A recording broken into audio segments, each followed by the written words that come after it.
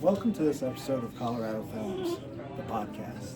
Today, I'm joined with Lance Lucero. He is an award-winning and independent filmmaker, writer, and comic book editor, and founder of Warehouse 9 Productions. Known for his commitment to shooting on real film, Lance has built a reputation for blending classic filmmaking techniques with original storytelling across both film and comics. Through Warehouse 9, he collaborates with artists, creators from around the world. He has his distinctive retro-inspired style, which you can see in the movie Hunting for Fish, out now. Today, we're talking with Lance about his creative process, the importance of shooting on film, and what it means to stay independent in today's film landscape. Lance, thank you for being on the show. Thanks for having me. So, tell us about Hunting for Fish we were talking about earlier, and it's your baby that's out now. It's the film event of 1998, 29 years in the making, and finally released on Prime March 6th. Okay. Quite a long process, Okay. but it finally came together, and it was in the hands of a distributor for about 6 years. Okay.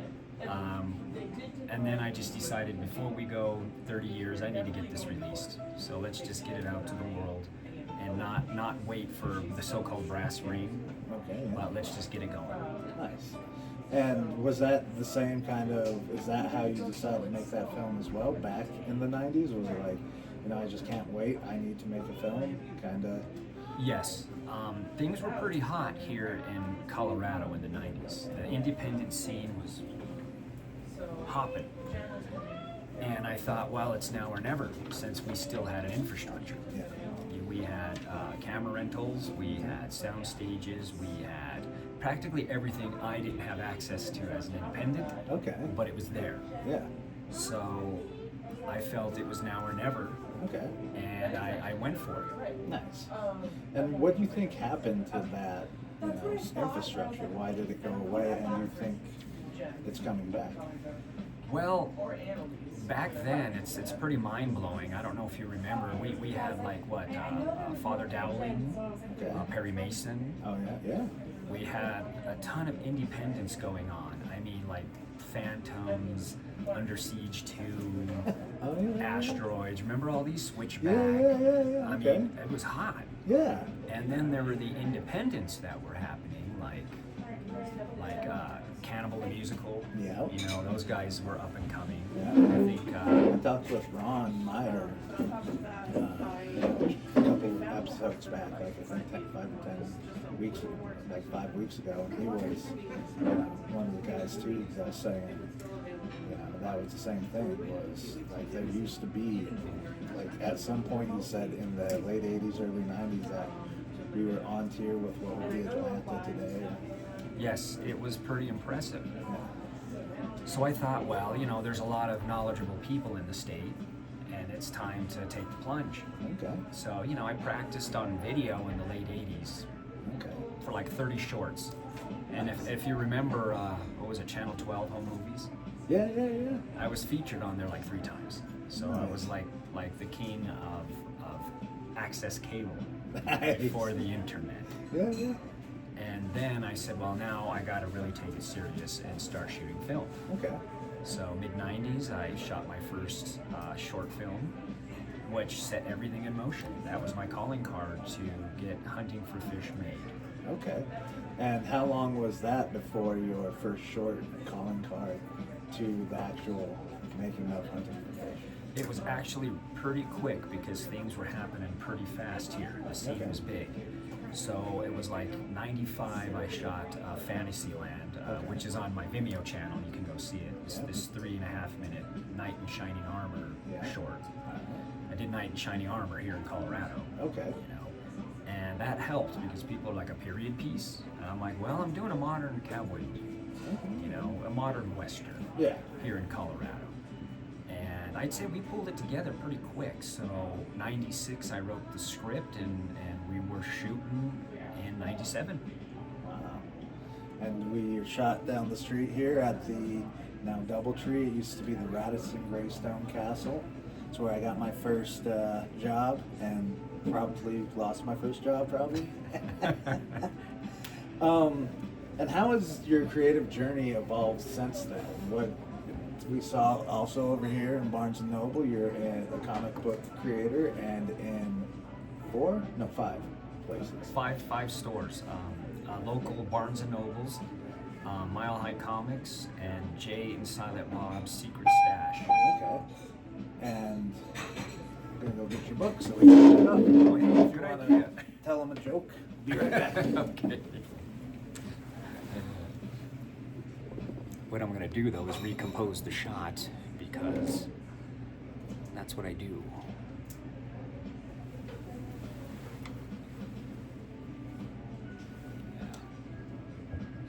Not too shabby, a little bit of headspace. But we got it. There you go.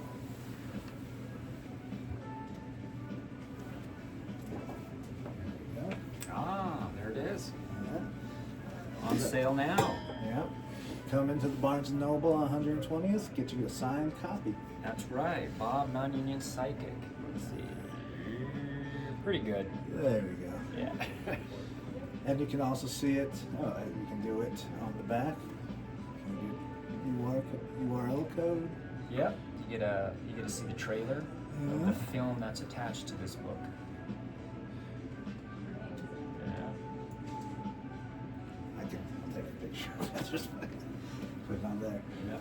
Okay, and so how has your creative process from making Knight in Shining Armor to now Bob Non-Union Psychic? Well, that there was written in 2000. Oh, okay. Well, Yeah, the first book. So there's 3 books in there with supplemental materials of course. and a movie attached to it, a real film, short film. And after Hunting for Fish, kind of being a little disenfranchised with the whole industry and the pain of doing an actual feature film back in the day. I mean, it was no picnic by any means. I didn't want to write another script just based on everything I had access to. I wanted to make something big budget. Okay. I wanted to make something that was more Hollywood oriented, I should say, but on an independent level. Okay. So the first book is based off of the screenplay. Okay. And that screenplay landed on a few studios back in the day, when you still pre-internet or internet was coming about. You could still talk to people, producers, studio heads, whatever. And ultimately, I was too young. I had no representation, and I was a nobody. So never mind. Okay. So moving on, I thought, well, one day I wanted to produce this as a film, but why not do it as a comic book? Yeah. I mean, I know comic books, I grew up with them, it's part of my creative process back in the day. So I took the plunge and produced this book, and it's been a hit. Nice. Yeah, and you can see that. I mean, I wouldn't give up hope on making this a movie as well, like a full-length feature film, because everything else has come full circle now. Everything, you can't get away from, a superhero comic book style movie. Like what you got, The Boys, you got all these on every channel is something that was once a comic book is now a movie. Right. And this is kind of going. It kind of went in reverse. Yeah. It was supposed to be cinematic. It turned into a comic book, and then I did a film spin-off of it. Yeah. So it was like, but it's all independent. Yeah, which is beautiful. And what do you think is different between making a studio movie? What do you feel would be different between making a studio movie and making an independent film? Lack of freedom, lack of creative choice. I think modern movie makers, especially directors, don't have the clout or the power anymore to really project their vision. It's a product versus cinema. So I think it might come back, but it's going to be a pretty tough fight. Okay. Especially like if a person deals with me or a studio deals with me, they're dealing with Warehouse 9 Productions. Yeah. So the legalities are in place. I'm not around to get taken advantage of. I have all my ducks in order. So that makes me probably a little bit more scary than your average independent. Okay. Because I will look at the contracts, I will have things scrutinized, Yeah. I will see what I can do, what freedoms I have. Yeah. And I think now independents are coming back. Yeah. Because people want real stories. They want to get down and dirty. You know, they don't need the big spectacle anymore. Especially if it's just CGI'd. It's everybody's bored. Yeah. Yeah, no, it's same script, same, Formula. Yeah. But to them as a product, why, McDonald's doesn't change its hamburger because there's better hamburgers out there. I agree. Like, it's just, hey, make money on it. Where's the story? Where's the reason film and art is there is for that, telling the story, not making money. So. Right. And so you emphasize shooting on real film. What keeps you committed to that format? And have you also shot on, digital? I don't do digital at all. Okay. I mean, unless it's something like behind the scenes or for documenting purposes. Yeah. But as far as the actual production goes, everything is strictly shot on film. Okay. One, it's the king format. You can't beat it. People are going to argue. I'm not bashing video. It has its place. Yeah. It absolutely has its place. But cinematically, it doesn't. Yeah. It doesn't look as good. The colors aren't as good. The saturation aren't as good. You can't fake it till you make it, although people are doing it now. And if you want to be like your heroes of old, then do like they do. Why would I take a different format and then say I'm a filmmaker when I'm not shooting film? See, there's a big problem there. So whenever I'm in the room now, everybody throws it down. I'm a filmmaker. And I ask, well, do you shoot on film? Well, no. Then you're a video maker. There's no harm in saying that. But it's sexier to say filmmaker.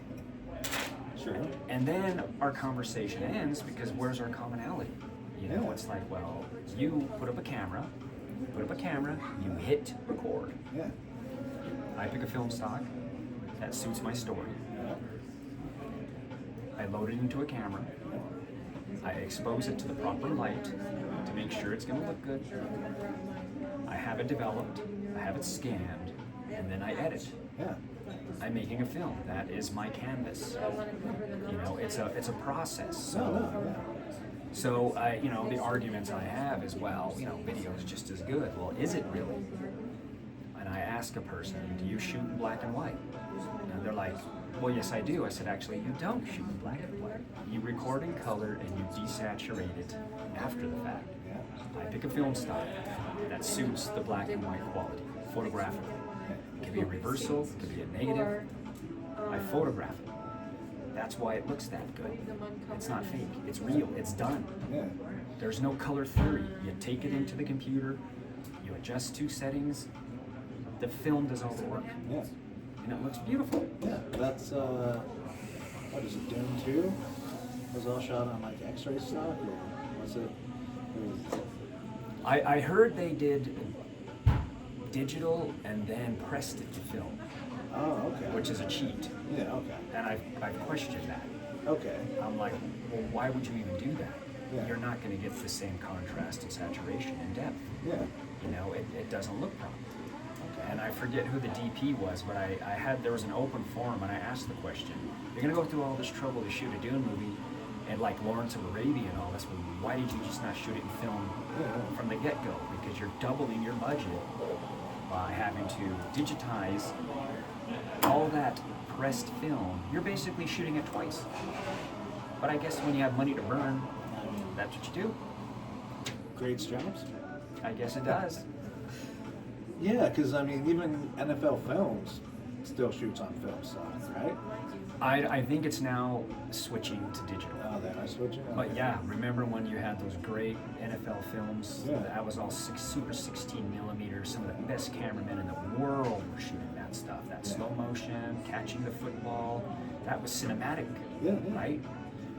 Now it's no longer cinematic. It's just run-of-the-mill video. Maybe that's one of the things too, is,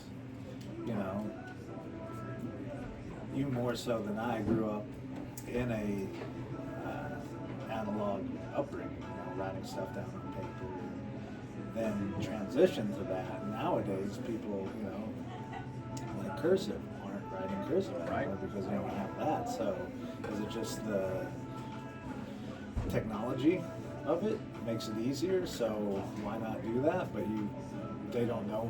I mean, people don't know what they're missing because like me, I know. I said X-ray film stock. I don't know what one does actually only shoot black and white and doesn't have that. I don't know that besides film stock, but I have the idea of, well, there's film stock and there's types of film and you could do this. But younger people or people who've never been exposed to that might not even have the first clue of where to start. Right. And there's 130 years of cinematic history. Yeah. The technology's been there.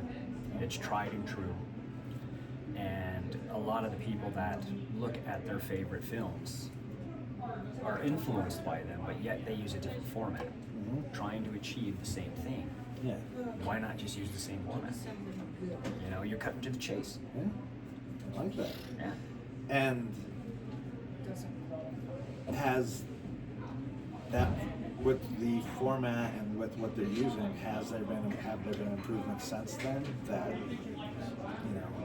say a film shot in, NFL film shot back then, if it was shot now on the same film using the same process, do you think they could slow it down even more, get more frames in there, or is it? Well, it depends on the camera. Okay. And how fast the camera could run frames per second. Okay. To get those nice slow motion shots. Some of those cameras weren't seeing sound, it was all just about high speed. So they would be shooting just all that awesome slow motion footage at I don't know how many frames per second, they got it cranked. And plus the light, all the beautiful lighting in the stadiums, you can point the camera anywhere and get a great exposure. Yeah. Video has those same problems. Yeah. And the film stocks today are 10 times better than what they had been 10 years ago, 20 years ago, 30 years ago. Film stocks are amazing what you can do with it. Yeah, you can come in here and practically shoot exactly like this. I'd always throw a key light on it though. And it would look fantastic. Okay. The orange would look great, the wood would look amazing, you can see the whites of people's eyes, it wouldn't look muddy and foggy like video does a lot of times. People have this crystal clear image that looks like a Saturday morning kids show or a soap opera, right? Yeah. And then they go into their colorists and you see how they try to time it down and it gets muddy and the blacks look brown, you can't see the whites of people's eyes, the skin tones are looking gray, it just looks terrible. And I see this with $200 million movies, and I'm like, I can't do that. There is, the tried and true ways, like you said, 130 years of it. What movies now, or what recent movie have you seen that does hold true to filming on film and does, give you that quality that you're looking for? Well, I think I just saw Poor Things. Okay. I forget the name of the Greek filmmaker, but that was all shot on film. Poor Things. Okay. Like Poor Things or? Poor, P-O-O-R.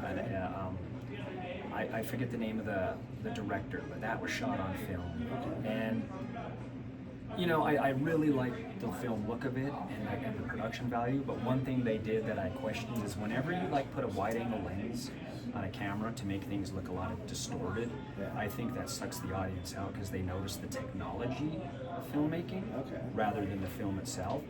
But the film looked amazing. Okay. The colors, the saturation, the contrast was that was neat. And I think that movie's about 2 years old. But recently, that's the one that I watched and I'm like, yeah. And then I think anything that's what Paul Thomas Anderson really shoots on film. Christopher Nolan always shoots on film. I'll say Quentin Tarantino, I'm not a fan, but I will say Quentin Tarantino. But I also think it's coming back in a way because people are like, wow, this is cinema. Yeah. That really looks good. And it has a timeless feel to it. And keep in mind, if you take care of your film negative, it's going to outlive you. You keep it good, it's going to outlive you. what's going to happen with all these zeros and ones stored in drives? Yeah. We don't know yet. They can get corrupted, they can go away. The only way to truly archive it is to press it to film. Okay. And then you have it. But all your assets don't come with it. You know, it's a dark time. I'll say it's a dark time. Yeah. So on a lighter note about the joke earlier, so the joke I tell my daughter is, how do you get an octopus to laugh?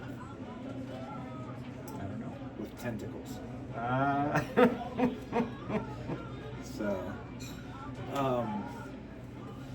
So Warehouse 9 works with artists and comics and creators globally.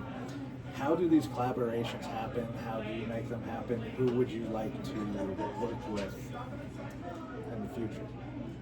Well, you know, I have a pretty good tight-knit crew here in Colorado. And the performers are great. We have great performers in Colorado no matter what. I mean, we own our own cameras, our own gear, which means we're already self-sustained. We have a lab here now, so we can process without having to go out of state. And that changes the game again, because now I can drive my film to the lab rather than hope it makes it to the lab in Los Angeles or wherever. Okay. So the idea is, you know, what is the infrastructure? That's the question. I don't know what it is. As a filmmaker that shoots on film, I'm standing alone. I'm the only guy doing this. I'm the only guy that has his comic book, that's making a movie of his comic book, that's got his feature film out. People are shooting film, yes, you know, but I got the feature. So a guy like me, a company like mine, we stand alone. Yeah.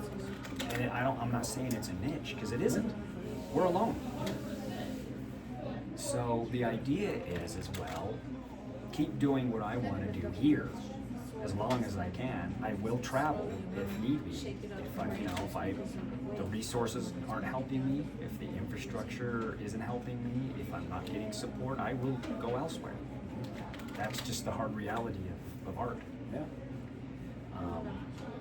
But thinking about it, I'm just ready to keep progressing, doing the next film after the next film, where I'm comfortable.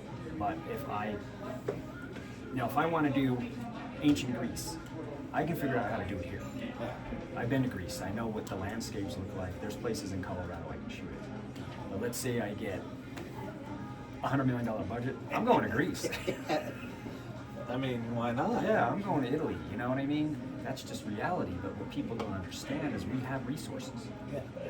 So if someone complains, well, I can't find a restaurant for my short video film, I'm like, you kidding me? We're in Denver. You can't find a restaurant? You can't put a camera up like this just at a table and photograph? Yeah. You know, I think there's also a knowledge thing that's slipped. Okay. With modern movie makers, you got to get your hands dirty. Yeah. You got to get in there and get your hands dirty. You got to talk to people. You got to get rid of the phone. You got to sit in front of somebody, and you got to convince them, will you allow me to shoot, or can we cut a deal that I can shoot in your place of business? People are too afraid to do that anymore. Yeah. And it's like, well, us old schoolers are not. So we'll go talk to them, and we'll steal your thunder. Yeah. You know, we don't have time to wait around for people to come and knock on our door. So it's hard to find that kind of tenacity. Okay. I've seen that go away. And why do you think that is? I think people are just too stuck in social media, behind their phones. They're worried about what's happening in this tiny screen rather than a world around them. Yeah. You know, there's people they're eating and reading books and playing cards. Snowing outside. It's snowing outside. This store's crowded. Mm-hmm. This is where you should be. You know, even if you're by yourself, sit and see if something happens. Just sit for 15 minutes and watch, because something's going to happen. And if you're a writer, you go back and you write it down. That's how I do it. Okay. And with that, do you think it's also, maybe with the moving into technology with everything in our lives, that's kind of what's become? Because I work developing applications for kids for school districts to learn how to better teach their kids. So it's, I think, a again, I think it's that divide that we have of we grew up with you're doing this, like, sometimes you just gotta go and, hey, how's it going? Let's do this. And now I think that's missing as well, like something, a skill that I think with the digitalization of everything also goes kind of by the wayside. But like you said, it's Colorado, and you can find a brewery, a coffee shop, people let you shoot. Yeah, we're doing it. Yeah. This is how it works. Yeah, so, I think that's, what would you suggest, aside from that, for a young filmmaker or a young video maker for getting their story out there? Well, that's a tough racket, I think it's just all about just being prepared. Okay. You talk to people, you read things, there's basic contracts you can get, you come up with agreements. The more professional and serious you are, the more they're going to take you serious. Okay. Now, even when I did Hunting for Fish, I was 25 years old, and back then I looked like I was 16. So when I walked into the room, if I had a co-producer with me that was 8 years older than me, they'd walk right past me and right to them and go, "Hello, Mr. Lucero, how you're doing?" And they're like, "That's the guy you want to talk to." And they would be like, "Are you kidding me?" I was like, "Well, that's me." But when they learned that I was serious, and that I was professional, and yes, things did go bad, there were problems, but the point is you can't be afraid of that.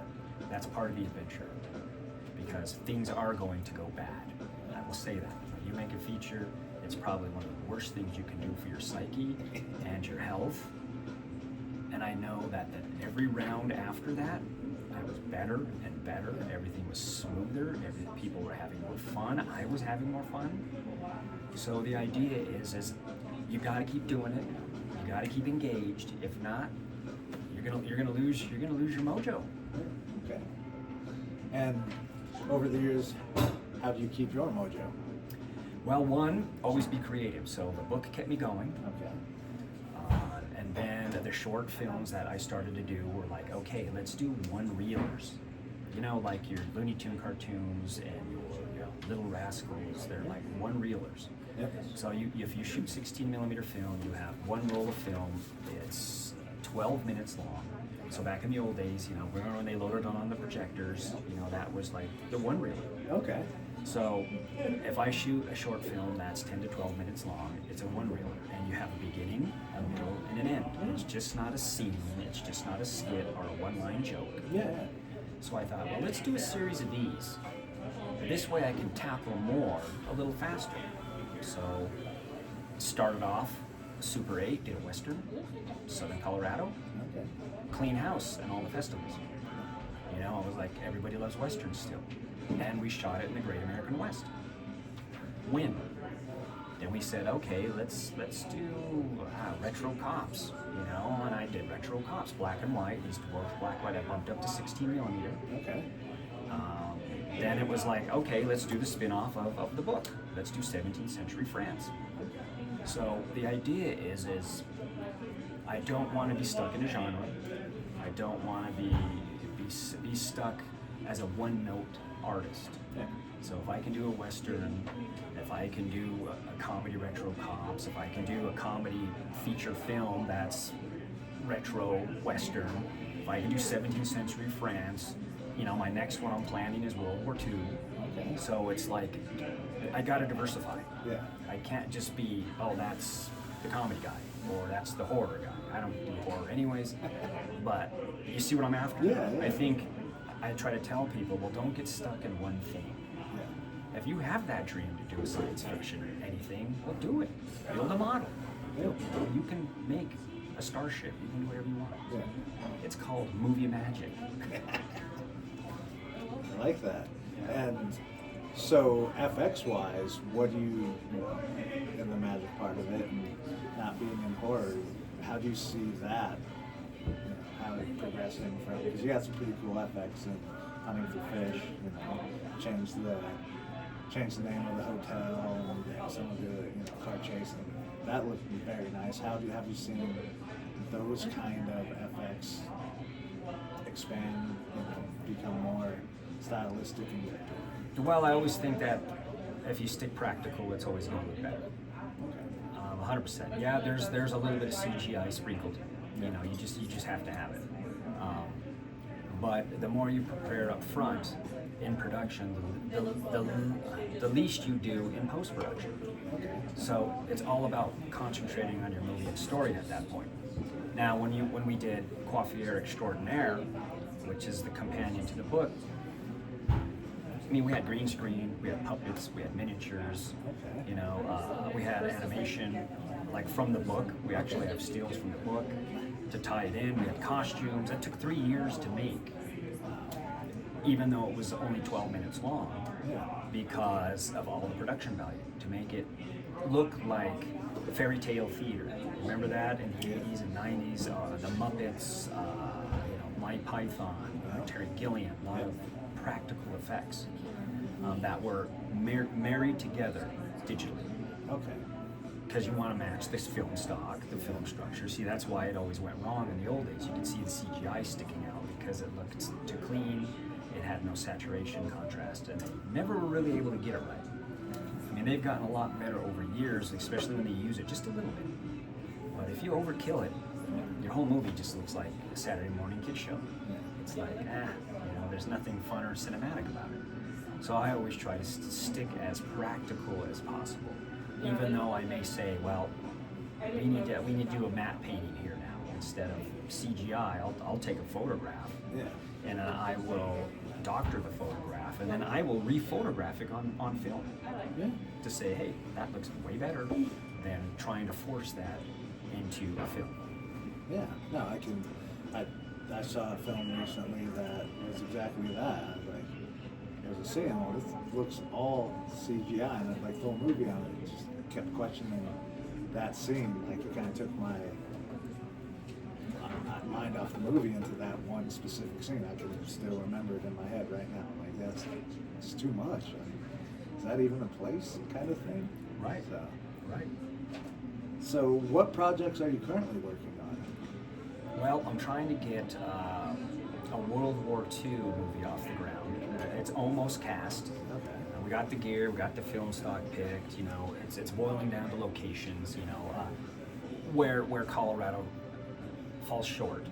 You know, when with certain classic locations, they're always afraid of the film crew. They're like, oh gosh, you're going to destroy everything. You're going to do, no, we're okay.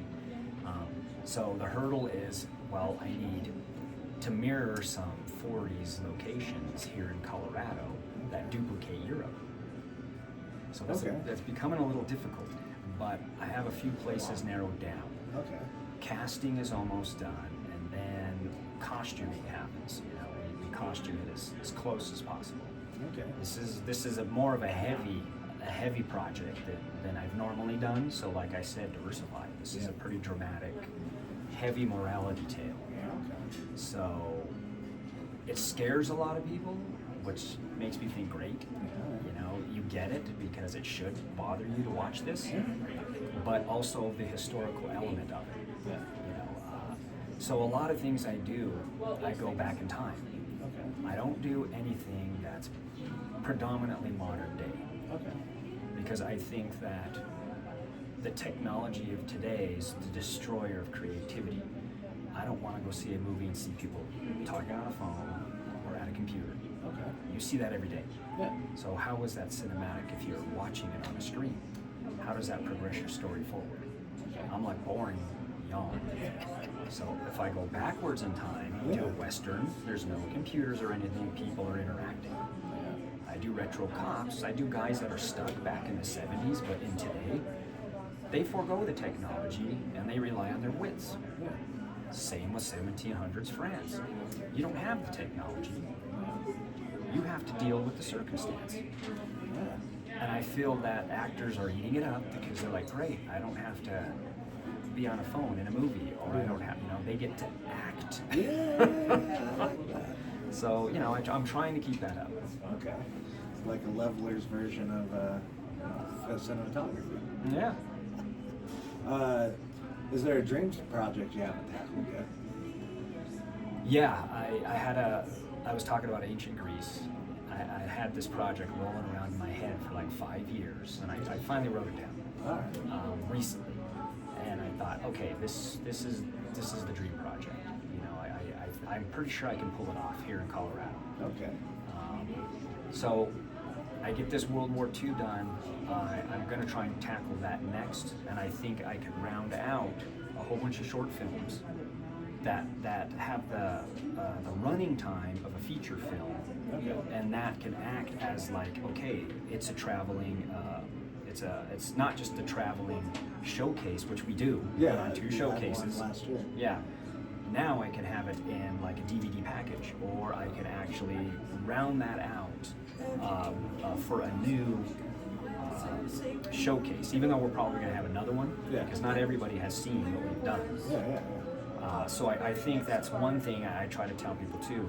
Well, if you can diversify in a way to make short films that average out to, let's say, an hour and 20 minutes, you can package that. Yeah. Here's my compilation. You know, so I tell people, you know, think of that, and you may be able to jump ahead faster than pouring all your life into a feature film. Yeah. You know what I mean? Because that can destroy it. Yeah. And I mean, even the narrative there, you could have all those shorts and 5 minutes between each one, weaving all those together if you had it in such a way. I mean, you know, what I haven't made anything, so I don't know, but if I was, that was an idea. Yeah. Yeah. So where do you see Warehouse 9 Productions in 5 years after you make your dream project? I don't know. I mean, we're still in this weird initial stage of Prime, having the feature film out there. Yeah. The distributor's working on other distribution avenues. I mean, this is so fresh. It's only been a month. Yeah. So I do need to see how this is going to take off. Obviously, we're very tiny. We're still standing on a table and yelling, "Look at us!" Yeah. You know what I mean? In a sea of saturation. It's very, very difficult. I'm hoping that these projects will get complete by then, Okay. and we will have a track record. You'll see how far Hunting for Fish has gone, and how we can capitalize on it, and keep the showcases going so that we build more of an audience. Get people out to watch films in movie theaters again, boutique movie theaters. I'm hoping the renaissance is happening, and I want to be at the front of it.